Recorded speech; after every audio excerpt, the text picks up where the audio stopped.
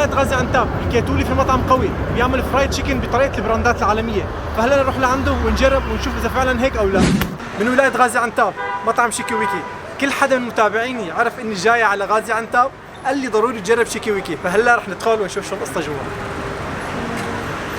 الفكرة الجديدة القديمة هي العمل بأسلوب البراندات الشهيرة والمطاعم العالمية، حتى تضفي للمكان طابع جديد ومختلف عن المطاعم السورية بغازي عنتاب. طبعا الديكور وطريقة عرض المنتجات مشابهة نوعا ما، حتى بالخدمة الذاتية، لكن الأهم من كل هاد بيهمنا إنه يكون الأكل منافس وبالجودة اللي ناطرينها. المحل مختص بالفرايد تشيكن، بس ما بعرف ليش قاعدة عند المطاعم السورية إنه يكون في شاورما، بغض النظر على مستواها. لكن أنا وقت بفوت لهيك مكان أكيد أولويتي بتكون التشيكن برجر والفرايد تشيكن. وجبتنا الأساسية كانت تشيكن كاناتو أو جوانح دجاج بالإضافة لإكستريم راب. بالإكستريم راب بنلاقي سندويش الدجاج مقلي بالجبنة وبخبز التورتيلا، بالإضافة لناجتس وسبايسي تشيكن وكمان القطعة العادية. الإكستريم راب فكرتها جدا قوية وشكلها حلو ومشبعة جدا. طبعا اللي طاغي بالساندويش هو الجبنه، وهذا الشيء مميز عند كتير ناس، بس انا بعتبر اضافه التشيدر مقبوله، وما عدا ذلك اضافات ما بتعجبني. اعتقد هذه اهمهم، انا هيك حاسس.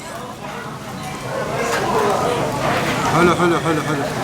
الناجتس تتبيلتها جدا قويه ومعموله بطريقه جدا فخمه. في عنا طبقه جبنه بعدين معموله كريسبي ورايحه على القلايه.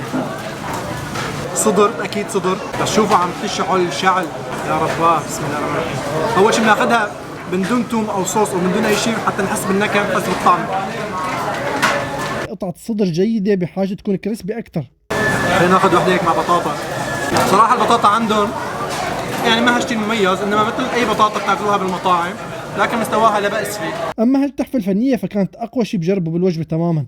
اول مره بشوف قطعه فرايد تشيكن بهالترتيب وبهالشكل، سمسم بهارات، يعني امور ان شاء الله لوز. اوه رهيبه جدا. خذ وحده مع التوم، هذه بتفوز.